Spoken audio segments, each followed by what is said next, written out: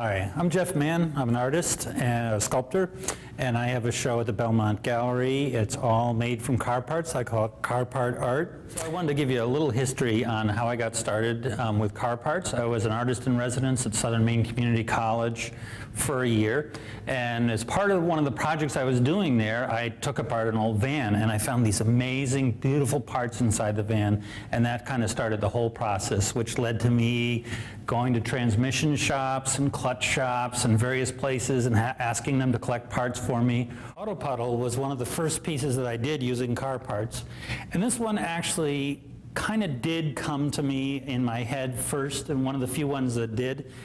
All of this is clutch parts here, and obviously the rings reminded me of ripples, but I just love these little clutch pieces here and definitely saw them as leaves. And so I colored them kind of autumn leaf colors and really enjoyed working with them a lot. And then contrasting to that is this background of kind of looking down into the bottom of a puddle, the sort of murky depths, the rust colors, the sticks, all that kind of stuff.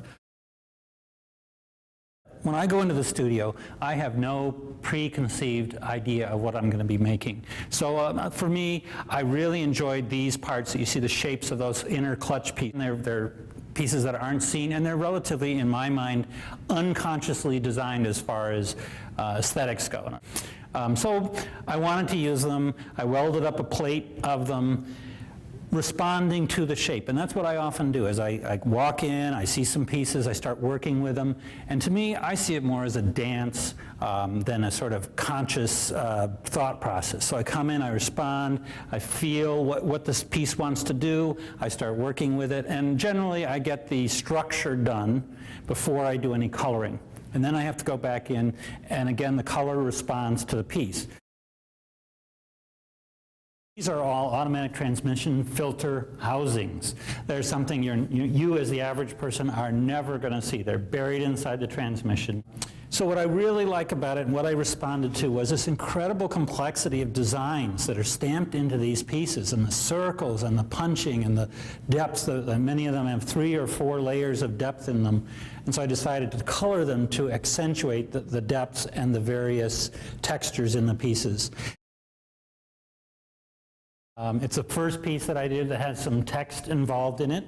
I intended it to be somewhat more of an educational piece than an art piece. And what this says is, this door here says how many people are killed in car accidents each year in the US, and then also how many are wounded. And then I gave some multiple choice answers. But the answer is that 40,000 people per year are killed in car accidents and 3 million are wounded. And this door says how many cars are junked each year in the United States, and there's a bunch of multiple choice answers also, and the answer is 11 million.